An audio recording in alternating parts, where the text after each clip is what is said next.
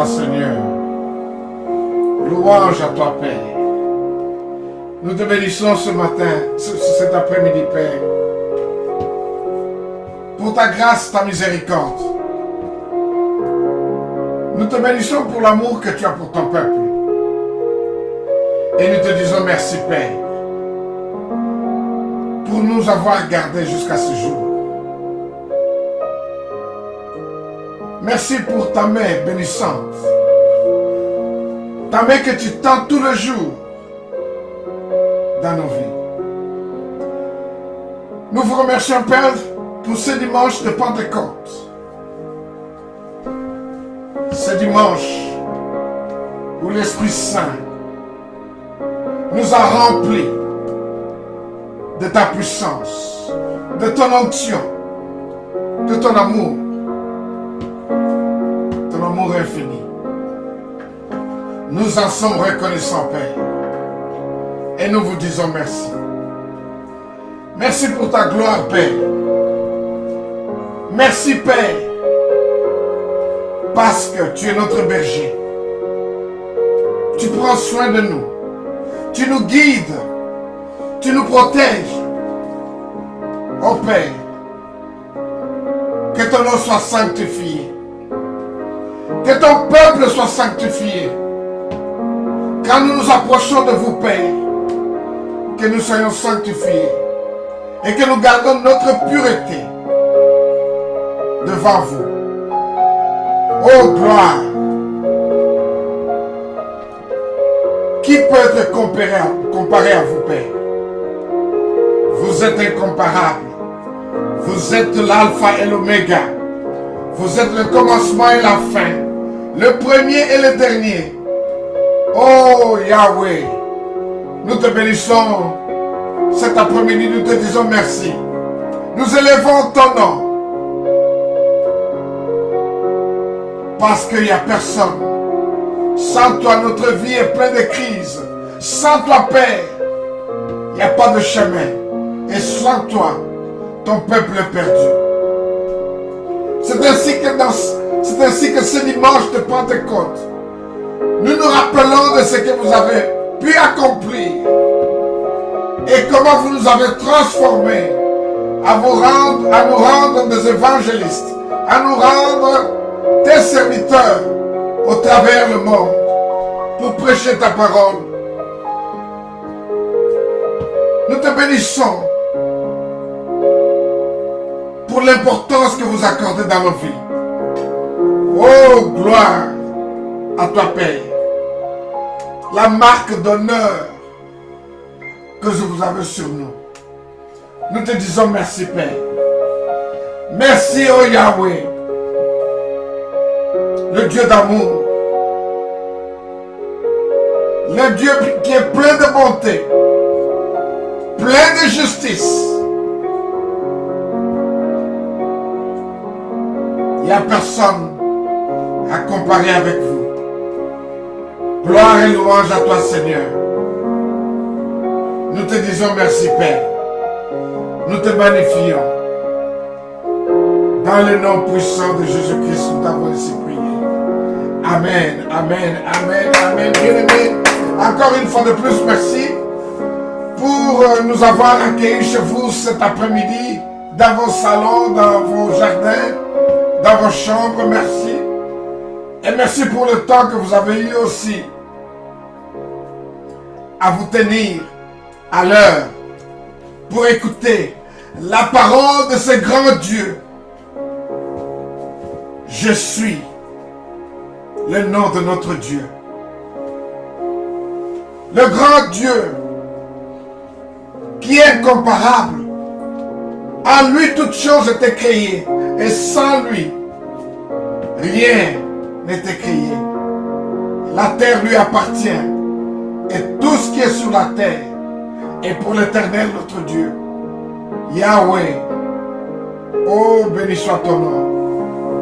Bien-aimés, allons-y dans le livre de 1 Samuel. Nous continuons notre série de la justice de l'Éternel. La fois passée, nous avons lu la partie 1 où Dieu nous a montré comment il punit la désobéissance, comment il punit ceux qui n'obéissent pas à sa parole, ceux qui confondent le royaume de Dieu au bien d'un individu. Nous avons vu comment Dieu a pu décider de punir Élie et ses enfants parce qu'ils l'ont désobéi. Parce que Élie a échoué de réprimander ses enfants. Parce qu'au fini et fini, on traitait la maison de l'Éternel comme leur bien personnel. Nous allons continuer toujours dans cette même série, la justice de l'Éternel. Allons-y dans 1 Samuel chapitre 4. 1 Samuel chapitre 4, nous allons lire à partir du verset 12. 1 Samuel chapitre 4, à partir du verset 12. La Bible nous dit, j'aime toujours bien aimer quand nous lisons la parole de Dieu, qu'on se tienne debout, ça me tient toujours à cœur. C'est une marque de révérence, une marque de respect, de gratitude. Mettons-nous debout pour lire la parole de Dieu. 1 Samuel chapitre 4, verset 12. La Bible nous dit, lisons ça ensemble, un homme de Benjamin accourut du champ de bataille et vint à Silo. Le même jour, le vêtement déchiré et la tête couverte de terre. Lorsqu'il arriva, Élie était dans la tente, assis sur un siège près du chemin, car son cœur était inquiet pour l'arche de Dieu. À son entrée dans la ville, cet homme donna la nouvelle et toute la ville poussa des cris. Élie entendit ces cris, dit, que signifie ce tumulte? Et aussitôt l'homme vint apporter la nouvelle à Élie. Or, Élie était âgé de 90 ans.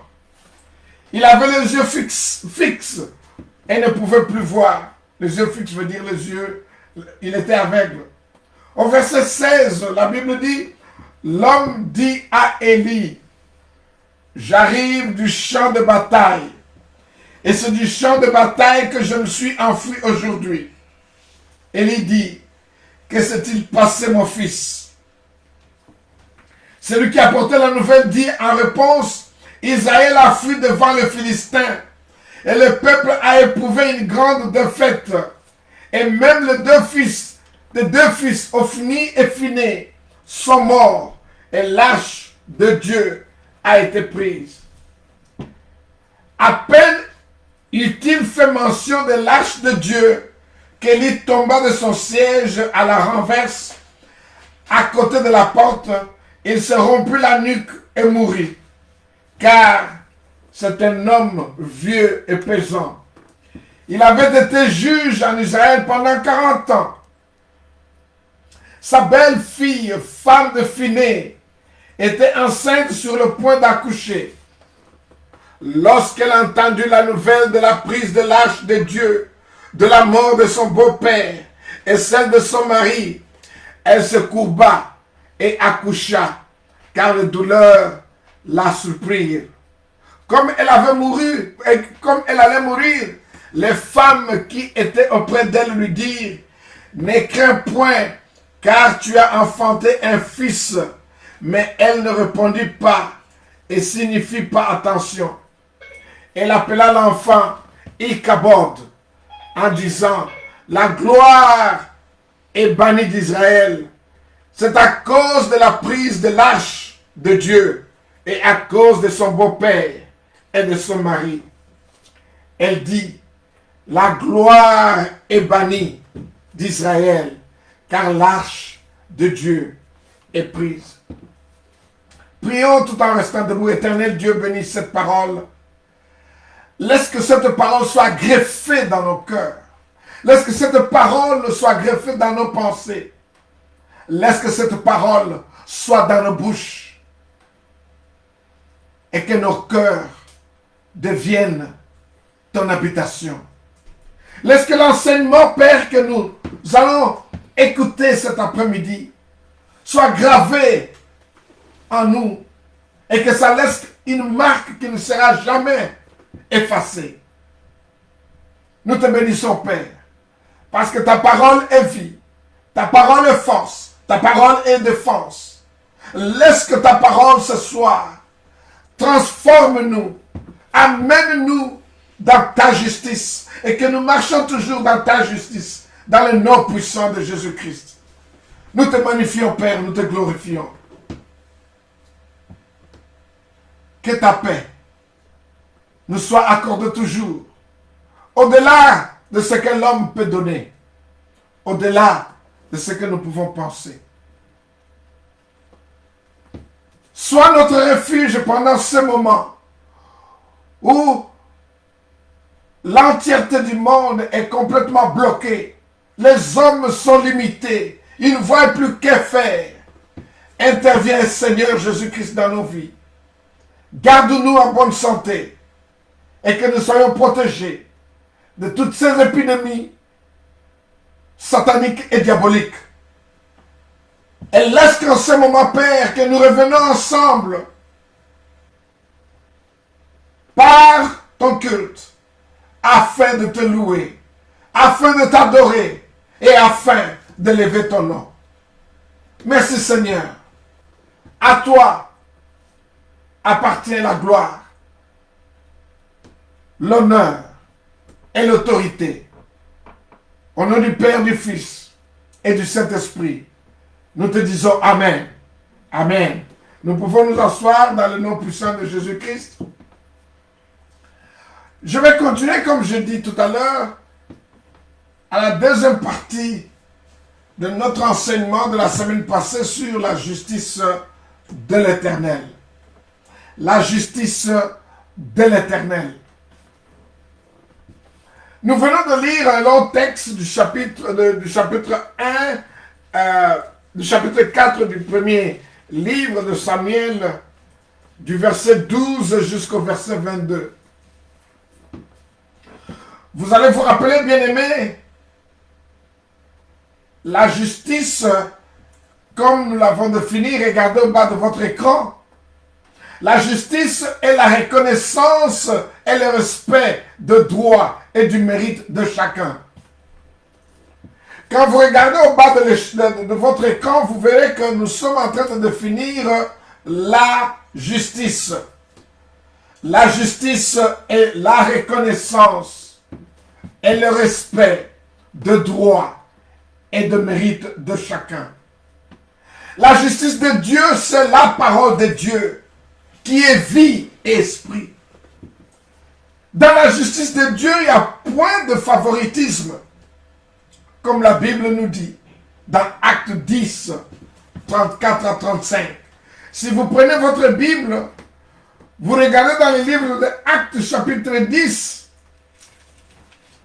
au verset 34, la Bible nous dit ceci. Alors, Pierre, ouvrant la bouche, dit, « En vérité, je reconnais que Dieu ne fait point de favoritisme, mais qu'en toute nation, celui qui les craint et qui pratique la justice, lui est agréable. Dieu ne fait point de favoritisme. Dieu est tellement impartial. Dieu n'a pas de côté, n'a pas de parti pris. Il juge son peuple sur base de sa parole. Celui qui marche dans sa parole, Dieu lui est agréable et il est agréable à Dieu.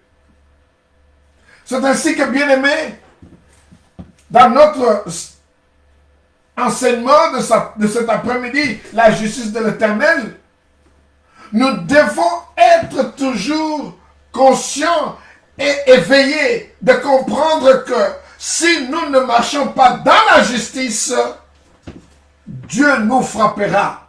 Si nous ne marchons pas dans la justice, Dieu nous jugera évitons de croire que nous sommes plus intelligents ou plus sages que Dieu. Ne croyons pas que tout ce que nous faisons, Dieu ne pourra pas voir. Ça sera une honte et ça sera une erreur monumentale. Dieu voit tout. Il voit même dans les ténèbres. Il sait ce qui se passe. Je suis venu cet après-midi pour te rappeler, toi mon frère, toi ma soeur, que l'heure est venue où tout un chacun de nous doit marcher dans la justice de l'Éternel. L'Éternel, Jésus-Christ. L'Éternel qui a créé ce monde. L'Éternel qui a fait tout sur ce monde. Comme nous le dit le chapitre 24 de Psaume. Le monde appartient à l'Éternel. Quand vous regardez dans Psaume 24, vous allez voir, la Bible nous dit ceci. La terre et ce qu'elle renferme, le monde et ce qu'il habite, appartient à l'Éternel.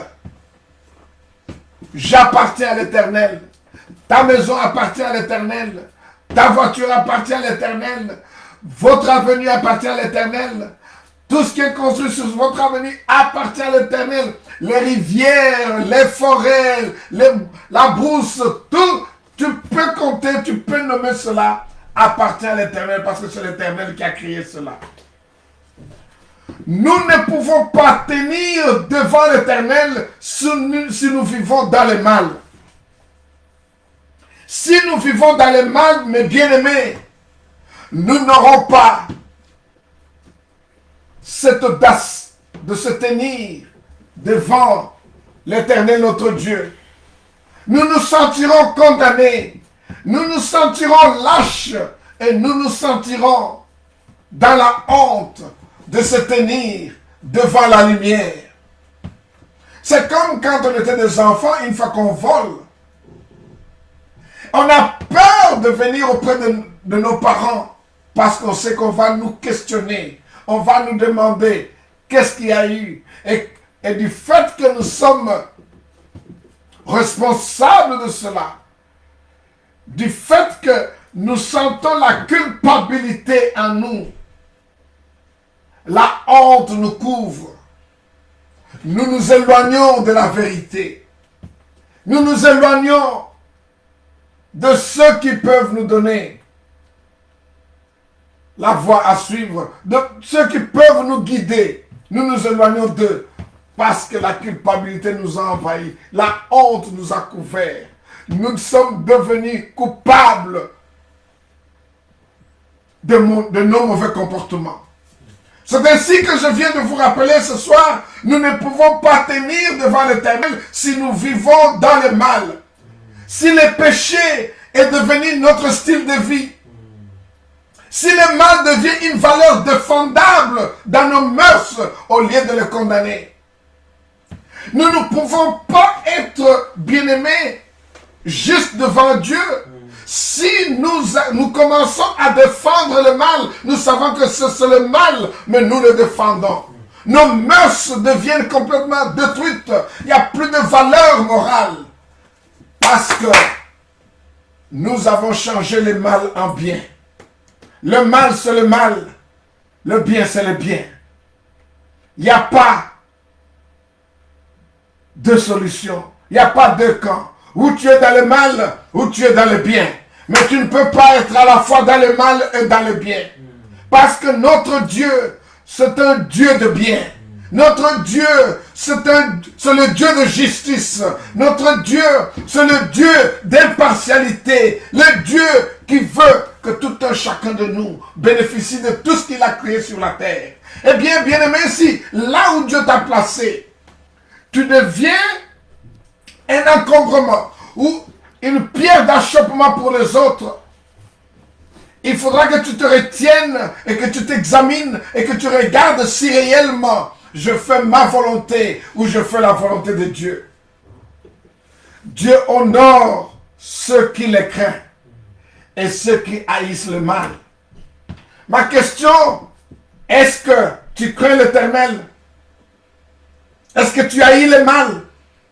Est-ce que tu haïs le vol? Tu haïs le mensonge? Tu haïs ce que nous appelons le meurtre? Est-ce que tu haïs la fornication? Est-ce que tu haïs l'adultère? Est-ce que tu haïs la sorcellerie? Est-ce que tu haïs ce que nous disons, les gens qui adorent les cadavres? Est-ce que tu haïs ce que les hommes font? Ils se rencontrent la nuit pour préparer ou faire une réunion afin de détruire la vie de quelqu'un.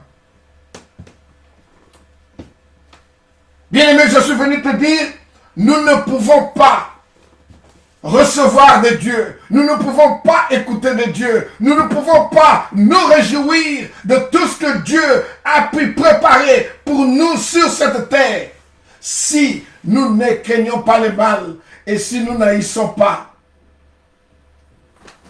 les péchés.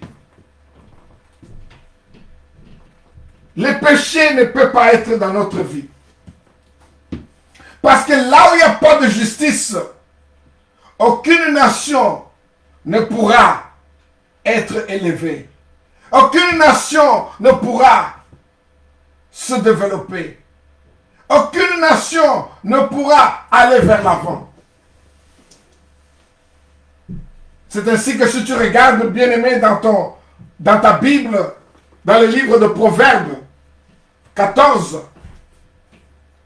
Proverbe 14, 34. Proverbe 14, 34. La Bible nous dit que la justice élève une nation, mais le péché est la honte de peuple. Je l'ai dit la semaine passée, je vous le rappelle encore aujourd'hui, c'est pour vous dire combien Dieu est attristé quand nous vivons dans le péché. Combien Dieu est attristé quand une nation est gérée par le péché, par le mal, par l'injustice. Quand une nation est jugée, et une nation a comme des valeurs qui sont des valeurs immorales telles que la corruption, telles que le meurtre, telles que le vol de biens publics, ou même le vol de biens privés, ou le vol dans toute sa nature. Quand il n'y a pas la justice, il n'y a pas d'ordre. Quand il n'y a pas de justice, il n'y a pas de paix. Quand il n'y a pas de justice, il n'y a pas de progrès. Vous allez voir que vous deviendrez le grand ami de Satan. On vous appellera le serpent. Parce que tu as le caractère ou les valeurs qui définissent l'obscurité ou les ténèbres. Et le chef du ténèbre, c'est le serpent. Et vous êtes amis du serpent. Vous asseyez sur une même table que le serpent. Et combien, bien-aimés, vous êtes devenus une honte pour ta nation, pour ta maison, pour ton territoire et pour ta province. Lève-toi de là où tu es. Enlève toute la poussière en toi. Ressaisis-toi et recherche la vérité. Accepte Jésus-Christ comme Seigneur et Sauveur et commence à marcher dans la crainte de l'Éternel. Haïs le péché, retirez-vous du mal et vous verrez la gloire de Dieu restaurée en vous. Vous verrez la paix dans votre maison, dans votre territoire, dans votre entourage, dans votre quartier, dans la nation tout entière. Vous verrez que l'ordre sera établi et vous verrez que en toutes choses que vous recherchez dans votre maison, l'Éternel deviendra votre pourvoyeur. Oh, gloire soit rendue à Dieu. Gloire à Dieu, bien-aimé. Une chose aussi que vous devez comprendre que une fois que vous n'obéissez point Dieu, Dieu maintenant se retire de vous. Et quand Dieu se retire de vous, vous ne bénéficiez plus de sa protection. Toujours dans le livre de Samuel, surtout vers la fin, je crois, dans le deuxième livre de Samuel, le roi David avait commis le péché avec la femme d'un de ses serviteurs qui s'appelait Uri. Dieu a tué l'enfant que David a eu en adultère avec la femme d'Uri. Et par après, Dieu a envoyé une épidémie en Israël. Dieu a envoyé Nathan le prophète. Il a dit, Nathan, va voir David, demande-lui. Est-ce qu'il veut une épidémie? Est-ce qu'il veut fuir pendant 3 mois? Que ses ennemis le chassent? Or,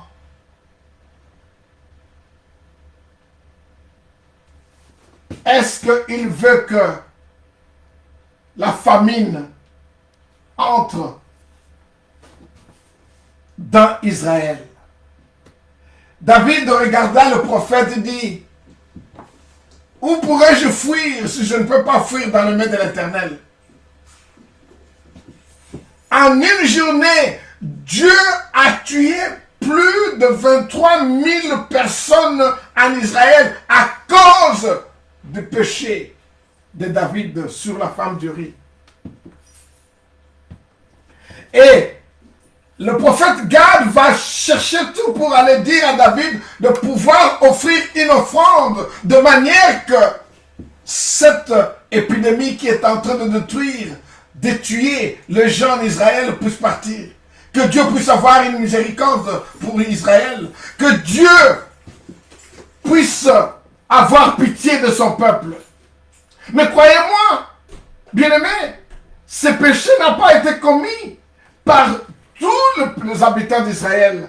C'était commis par le roi David avec la femme d'Uri. C'est ainsi qu'aujourd'hui, dans cette partie de la justice de l'Éternel, je voudrais bien vous parler encore d'Élie. Mais les gens qui ont réprimandé les offrandes dans l'autel de Dieu, c'étaient les enfants d'Élie. Élie a échoué de pouvoir réprimander ses enfants, reprocher ses enfants, leur dire que la maison de l'Éternel n'est pas gérée de cette façon. Je crois peut-être qu'Élie avait peur de ses enfants. Bien aimé, quand un papa ou une maman commence à avoir peur de ses enfants, c'est fini, il a détruit ses enfants. C'est la même manière qu'Élie a fait. Il n'est pas arrivé à prendre ses responsabilités en tant que le papa de ses enfants, leur mettre sur la voie, leur réprimander, leur reprocher et leur dire de cesser leur comportement qui était mondain et qui était immoral et qui donnait du mal à être accepté par Dieu. Et il l'a laissé. De la même manière, je vais voir avec vous en 5 étapes comment Dieu a rendu sa justice en tuant Élie, ses enfants, et en faisant partir sa présence auprès des enfants d'Israël. Dieu a pu donner les ennemis la place de pouvoir nous maltraiter. Parce que nous sommes des Israéliens spirituels. Si nous n'obéissons pas à Dieu, si nous ne marchons pas dans la voie de l'Éternel, je vous ai dit que la justice de Dieu, c'est sa parole. La première chose que vous devez comprendre, regardez sur votre écran, Dieu permet la destruction des méchants. Quand Dieu rend justice, la première chose, il permet la destruction des méchants. Ici, les méchants, c'était Ophni et Phiné. Et même des innocents d'Israël. Et qu'est-ce qui s'est passé? Dieu, pendant la guerre entre les Philistins et Israël, Dieu a retiré sa protection envers Phiné et Ophni. Et Dieu a permis que l'ennemi aille leur détruire. L'ennemi aille les tuer.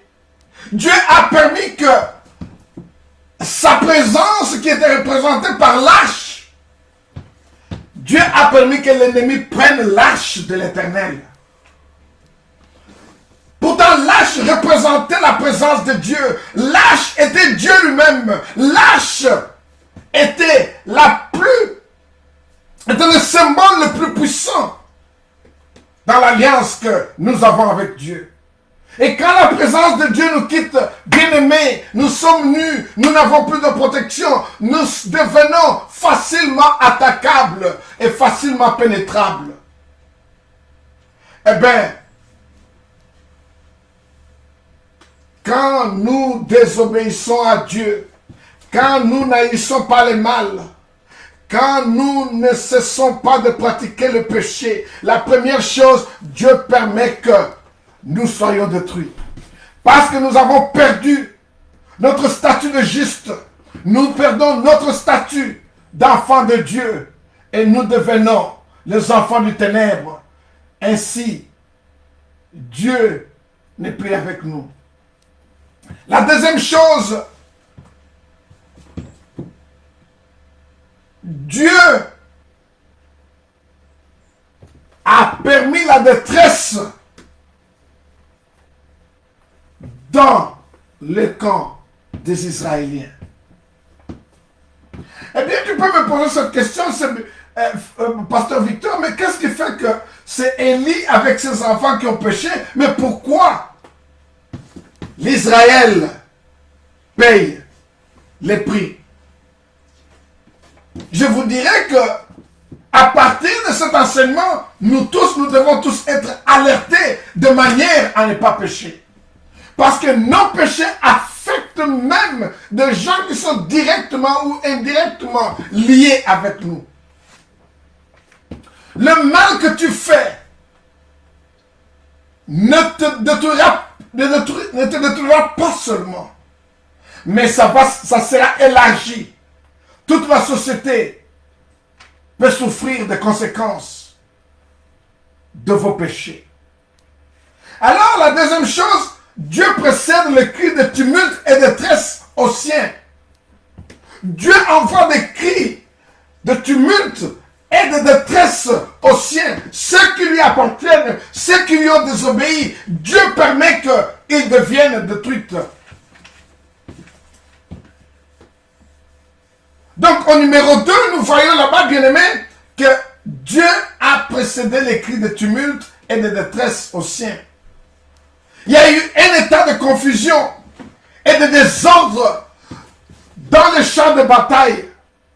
L'ennemi, les Philistins, ont commencé à détruire les Israéliens, ont commencé à prendre le dessus sur les Israéliens, ont commencé à marteler les Israéliens à tel point, à telle enseigne que les Israéliens ne pouvaient plus faire autre chose, ne savaient quoi faire. La fuite était la solution. Les Israéliens ont fui. Ils ont perdu. Ils ont même abandonné l'arche de l'Éternel, qui était la présence de Dieu. La troisième chose que vous devez remarquer, Dieu, quand nous péchons, Dieu permet la mort pénible. La mort pénible, Dieu permet cela à ses enfants. Quand ils les désobéissent, quand ils vivent dans la vie de péché, quand l'immoralité comble son peuple, Dieu permet que la mort pénible arrive à ses enfants. Et vous allez voir au numéro 3, la mort pénible d'Élie à l'âge de 90 ans. Et la Bible dit que Élie a été juge pendant 40 ans. Quelle erreur, bien-aimé. Vous avez travaillé pendant 40 ans, au lieu de finir avec honneur, au lieu de finir avec joie, mais vous finissez avec grincement de dents, avec des cris tumultes, avec des détresses, une mort pénible. Oh bien-aimé. Élie d'abord est mort aveugle parce que Dieu l'a aveuglé avant de le tuer. Élie était dépourvu de ses facultés spirituelles parce que Dieu ne lui parlait plus. Élie n'avait plus d'alliance avec Dieu. Pourtant, Élie n'avait pas besoin, pendant les 40 ans qu'il a géré l'Israël. Élie écoutait Dieu. Élie parlait à Dieu. Dieu parlait à Élie. Élie n'avait pas besoin d'aller chercher des informations dans la rue par des individus lui dire ou lui faire rapport. Élie savait déjà avant que quelque chose n'arrive, quel sera le résultat. Parce que Dieu lui parlera. Mais ce jour-là, la Bible nous dit que Élie cherchait les informations dans la rue. Élie demandait aux gens, qu'est-ce qui se passe? Pourquoi ces cris d'alerte? Pourquoi ces cris de détresse? Pourquoi ce tumulte? Tumulte veut dire la foule qui crie ou les cris de la foule. Et ces cris-là, ce sont des cris de confusion, des cris de désordre. Élie bien-aimé, il se confie maintenant aux jeunes gens de la rue pour lui dire qu'est-ce qui se passe. Pourtant, ce n'était pas ça qui devait se faire pour Élie. Élie parlait avec Dieu comme je vous parle en ce moment. Élie écoutait Dieu. Mais du fait que Élie n'a pas marché dans la justice de l'Éternel, il a perdu toutes ses prérogatives, il a perdu tous ses avantages qu'il avait spirituels d'écouter Dieu plus que toute autre personne dans Israël. Bien-aimé, le péché n'est pas quelque chose de bon.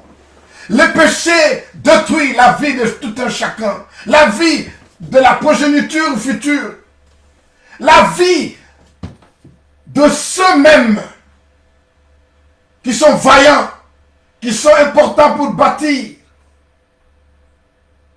notre société. À cause de péché, Dieu leur a détruit. Regardez le verset 17 et verset 18. Dans 1 Samuel,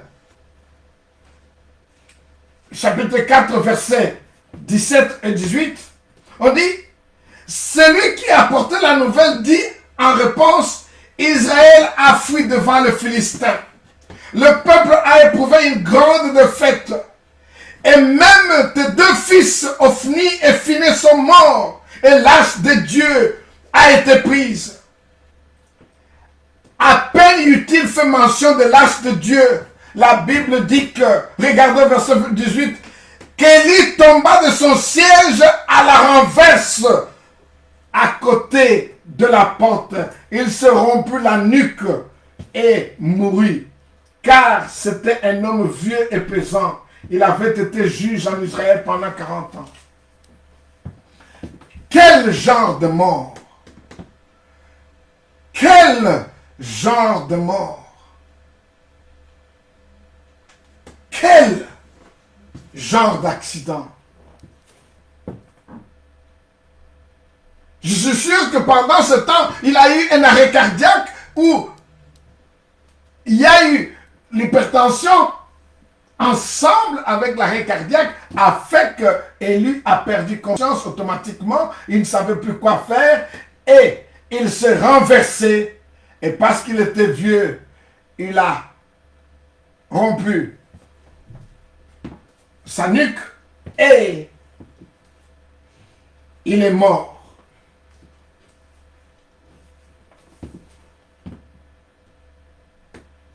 La quatrième chose que nous devons retenir quand nous ne faisons pas la justice de Dieu, Dieu retire sa gloire parmi nous.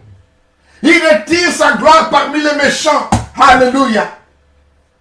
Regardez le point 4. Dieu retire sa gloire parmi les méchants. Lâche est pris par le Philistin. C'est-à-dire que la présence de Dieu n'est plus avec eux. L'ennemi est parti avec la présence de Dieu. Dieu est attristé par son propre peuple, qu'il a choisi et qu'il a conduit pendant 40 ans dans le désert, qu'il a délivré de l'Israël, qu'il a pu rompre la mer en deux et les faire passer sur une terre complètement sèche. Il a pris soin d'eux pendant 40 ans dans le désert. Il les a nourris. La Bible nous dit que dans le livre de Néhémie, que pendant 40 ans, ils ne sont jamais tombés malades. Pendant 40 ans, leurs habits n'étaient pas usés. Pendant 40 ans, Dieu leur a gardé en bonne forme. Jusqu'à ce qu'ils sont arrivés sur la terre promise.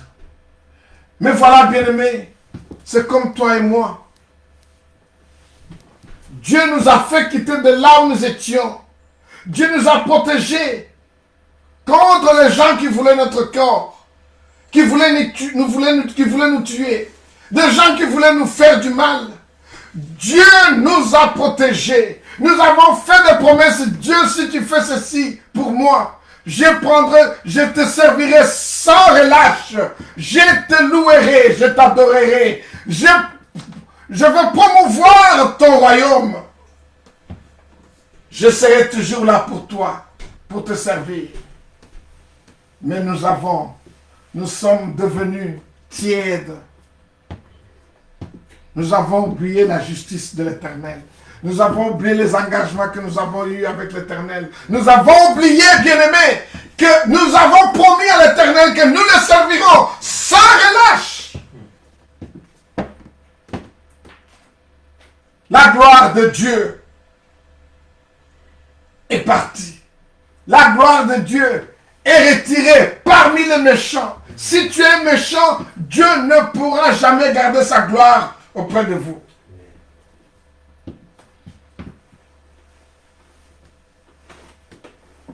La cinquième étape, bien-aimée, qui est la dernière, et que je voudrais bien partager avec vous avant que je puisse prendre ma chaise. La cinquième étape, c'est nos mal, nos péchés ont des conséquences à nos générations futures. Nos mal, nos péchés ont des conséquences à nos générations futures.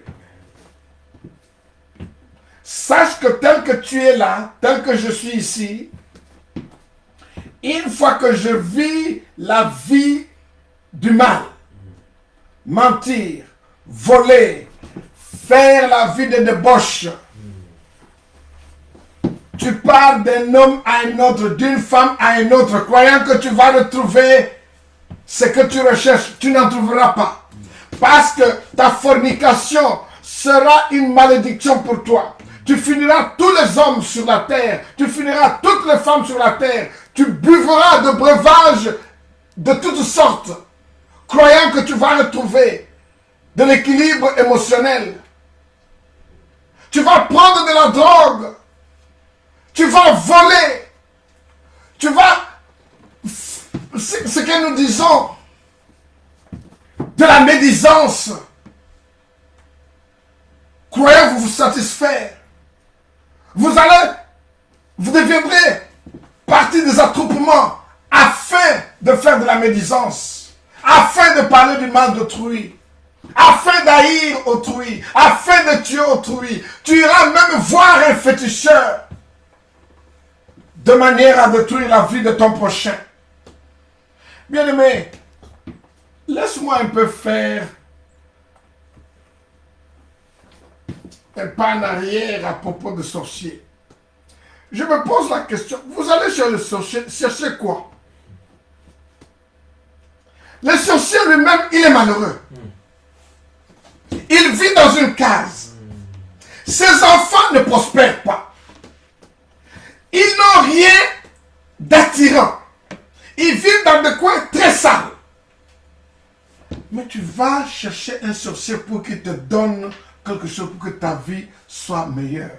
Bien-aimés, ne soyons pas aveugles. Je vous en prie, si vous avez cette habitude, à l'écoute de cette parole, arrêtez d'aller consulter les sorciers. Arrêtez d'aller consulter les gens qui louent les morts. Arrête d'aller voir les gens qui lisent vos palmes. Arrêtez d'aller voir toutes ces femmes-là qui font toutes ces fétiches, ou qui vous disent vos futurs, qui vous parlent de vos futurs, ou qui vous disent qu'est-ce que vous avez comme futur. Arrêtez de faire cela. C'est de la médiocrité, bien-aimé. Sache que ton destin est dans les mains de l'Éternel. Ce n'est pas dans la main de quelqu'un. Ce n'est pas quelqu'un qui va déterminer votre destin. Seul l'Éternel qui a votre destin. Regarde dans Jérémie 29, 11. Jérémie 29, 11.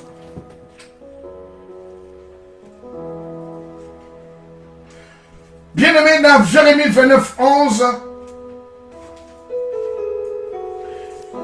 ma Bible me dit ceci. Alléluia. Alléluia.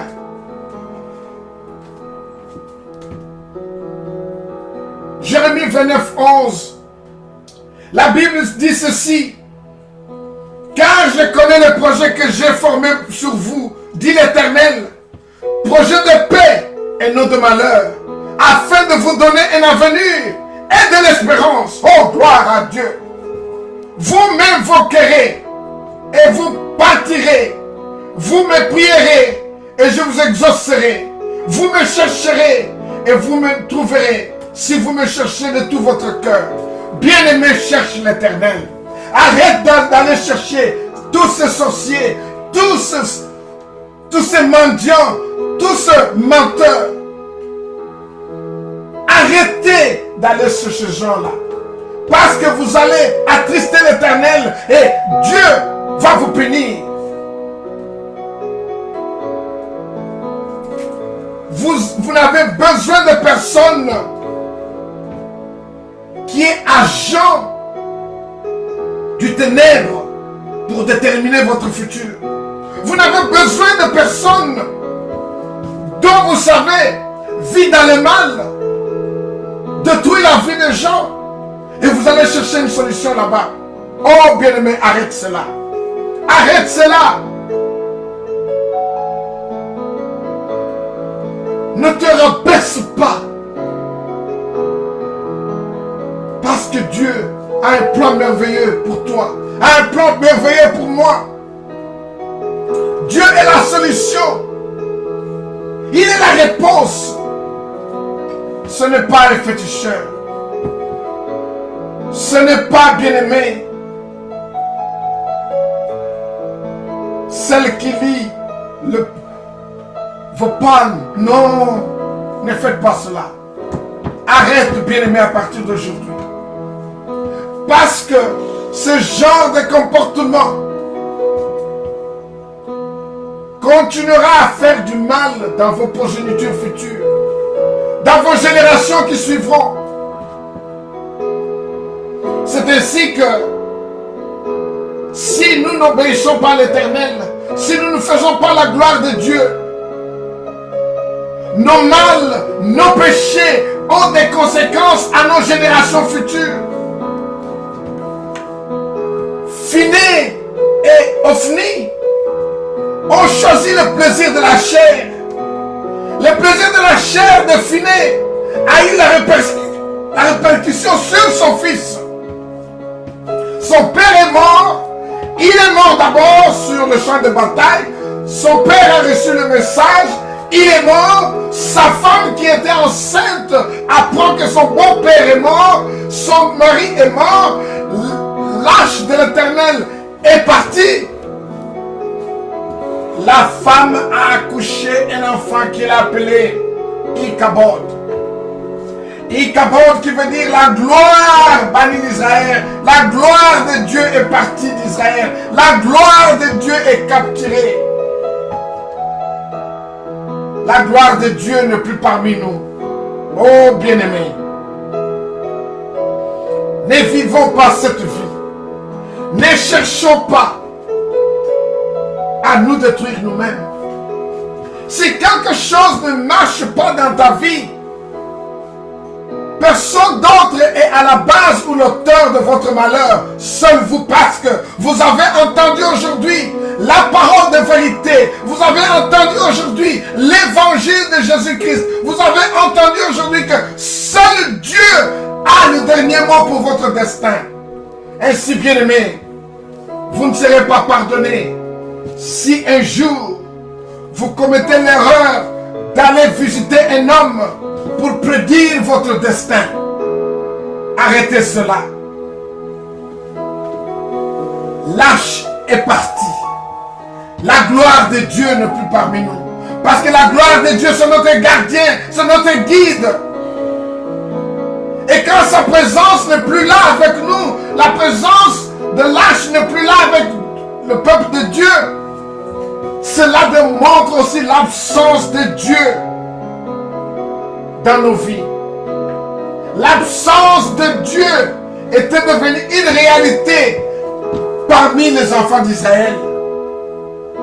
Bien-aimé, le mal a été commis par Ophni, par Phiné et par Élie. Mais toute l'Israël a souffert. Toute l'Israël a perdu le prix. Toute l'Israël est devenue le sujet de la honte. C'est ainsi que je vous rappelle et je vous appelle à la conscience. Et je vous appelle à vivre une vie sereine, une vie de justice, une vie dans la parole de Dieu, afin que nos progénitures, nos générations futures vivent dans l'amour, dans la paix, dans la joie et dans l'adoration de notre Seigneur Jésus-Christ. Parce que ça sera ce que nous pouvons léguer à nos enfants. C'est ainsi que Jésus-Christ, dans Matthieu 23, il a aussi réprimandé Jérusalem, parce que Jérusalem ne vivait plus dans la justice, mais Jérusalem commençait à tuer les prophètes. Regardons dans Matthieu 23. Matthieu 23.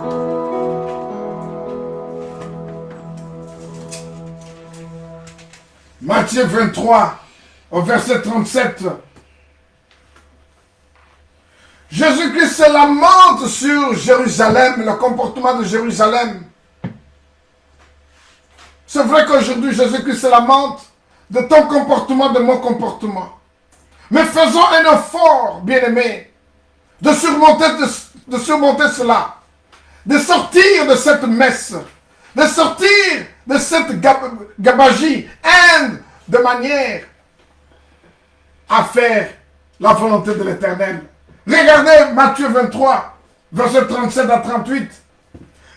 Jésus-Christ dit ceci: Jérusalem, Jérusalem, qui tue les prophètes et qui lapide ceux qui te sont envoyés. Combien de fois ai-je voulu rassembler les enfants comme une poule rassemble ses poussins sous ses ailes, et vous ne l'avez pas voulu. Voici votre maison sera laissée déserte. Voici votre maison sera désolée.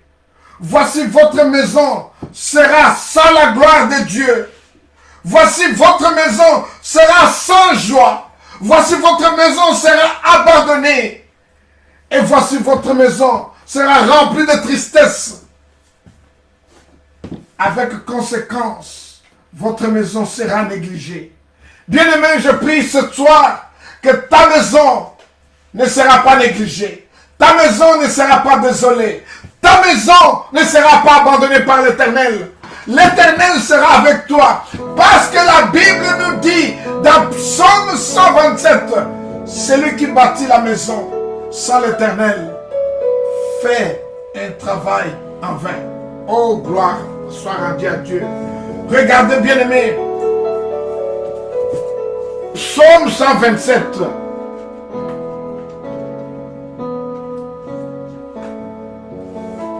Regardez Psaume 127.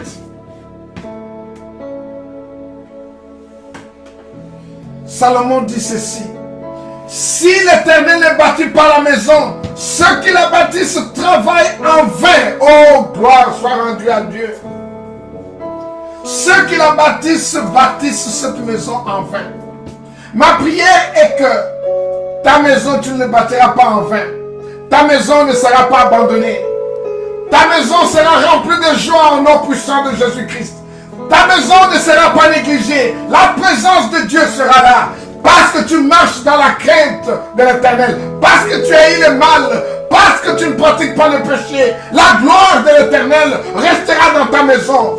Si tu peux seulement obéir cette parole. Si tu peux seulement, à partir d'aujourd'hui, prendre une décision de marcher dans la gloire de Dieu, dans la crainte de l'Éternel, ne pas pratiquer le péché, rester dans votre statut de juste de l'Éternel, vous verrez la gloire de Dieu et que tout marchera. Vous n'aurez rien à craindre, vous n'aurez rien à perdre. Bien-aimés, vous n'aurez pas à regretter votre décision de suivre Jésus-Christ comme Seigneur et Sauveur, de le servir et de promouvoir son royaume. Oh, gloire soit rendue à Dieu. Que la justice de l'Éternel soit toujours dans nos maisons, dans nos vies, avec nos enfants, avec nos grands-enfants. Même si nous ne sommes pas là, la justice de l'Éternel va prévaloir. Oh Père, sanctifie tes enfants. Sanctifie-nous, que nous marchions dans la vérité, que nous marchions dans l'honnêteté et que nous marchions, Père, selon ta volonté. Merci Père pour cette parole. Touche mes frères et sœurs qui ont écouté cette parole. Là où nous n'avons pas bien marché, Père, ressaisis-nous et remets-nous sur la voie. Et que nous marchions avec confidence. Et que nous marchions, Père, avec cette autorité. Que nous sommes tes enfants. Nous sommes tes serviteurs. Nous avons été choisis par vous. Et que nos vies à partir d'aujourd'hui, Père, soient transformées. Nous ne consulterons jamais de sorciers. Nous n'irons jamais chez les marabouts. Jamais tes enfants pourront t'oublier pour vous consulter. Nous ne consulterons personne. Que la paix, la gloire et l'amour de notre Seigneur Jésus-Christ soit à vous, soit avec tout un chacun de vous. Et que tout un chacun de vous célèbre Jésus-Christ tous les jours de votre vie. Amen. Amen. Bien aimés, voilà, nous sommes à la fin de notre intervention de cet après-midi. Tout ce que je voulais bien vous apporter sur la justice de l'Éternel, sache qu'une fois que nous ne marchons pas dans la justice de l'Éternel, ce n'est pas nous seulement qui paierons le prix ou souffrirons, mais ceux qui sont à côté de nous et ceux qui viendront après nous, ils souffriront. Je vous ai donné l'exemple d'Élie, je vous ai donné l'exemple de David. Je pourrais peut-être encore vous donner l'exemple de Saül, que Dieu a rejeté. Et depuis tout ce temps-là, personne dans la maison de Saül a pu retrouver le trône d'Israël jusqu'à aujourd'hui. Béni soit son nom. Peut-être que, bien aimé, vous entendez souvent parler de Jésus-Christ, vous ne l'avez jamais accepté comme Seigneur et Sauveur. Mais je voudrais bien vous offrir cette opportunité cet après-midi, afin de l'accepter comme Seigneur et Sauveur. Et que, à partir d'aujourd'hui, le Seigneur Jésus-Christ soit le centre de votre attention dans la vie. Juste faites cette prière avec moi. Éternel Seigneur Jésus-Christ, je vous accepte comme mon Seigneur et Sauveur. Je crois en vous que vous êtes le Fils de Dieu. Vous êtes mort et ressuscité au 3e jour. Seigneur Jésus-Christ, je viens auprès de vous plaider afin que vous puissiez intercéder auprès de moi, auprès du Père. Que le Père, notre Dieu, me pardonne de mes péchés. Que je sois à mesure d'être lavé par votre sang, le sang précieux de Jésus-Christ. Je prends la décision cet après-midi de vous accepter comme mon Seigneur et mon Sauveur. Oh Père, accepte-moi parce que Jésus-Christ a accompli pour moi sur la croix. Je te bénis, Père. Je te glorifie et je te magnifie. Dans le nom puissant de Jésus-Christ, nous avons ainsi prié. Amen. Amen, bien-aimés. Voilà, vous êtes maintenant nés de nouveau. Mais cherchez une église dans vos entourages. Quand je parle d'église ici, je voudrais bien parler de l'assemblée des églises. Parce que tu es église, je suis église.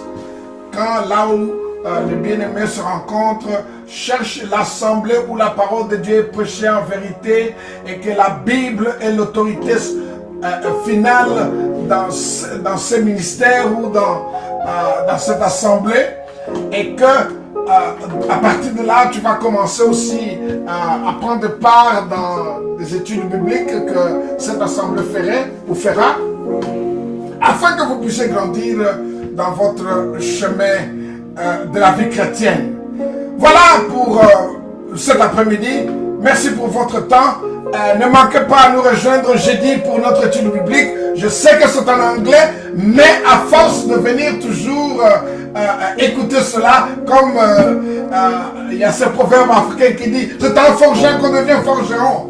Donc, une fois que vous nous écoutez chaque jeudi, à partir de 19h30 ou 7h30 du soir, que Dieu vous aide et vous ouvrira les oreilles d'écouter ce que nous disons en anglais. Mais je vous retrouverai encore dimanche prochain à partir de 17h ou 5h du soir pour notre culte en français. Que l'Éternel Dieu vous bénisse, que sa gloire ne vous quitte point, que la paix règne dans votre maison. Et je prie aussi que la délivrance de l'Éternel ne pourra jamais vous quitter. L'Éternel sera votre lumière et l'Éternel sera votre salut. Reste dans la gloire, dans la paix et dans la sécurité. Au nom puissant de Jésus-Christ, nous avons ainsi prié. Amen. Que Dieu vous bénisse et passez de bons moments dans cette période de Pentecôte.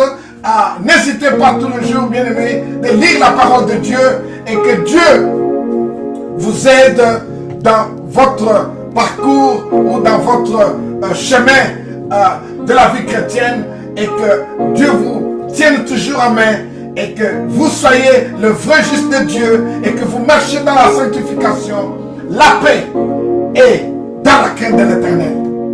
Que l'Éternel soit avec vous et avec votre maison. Merci.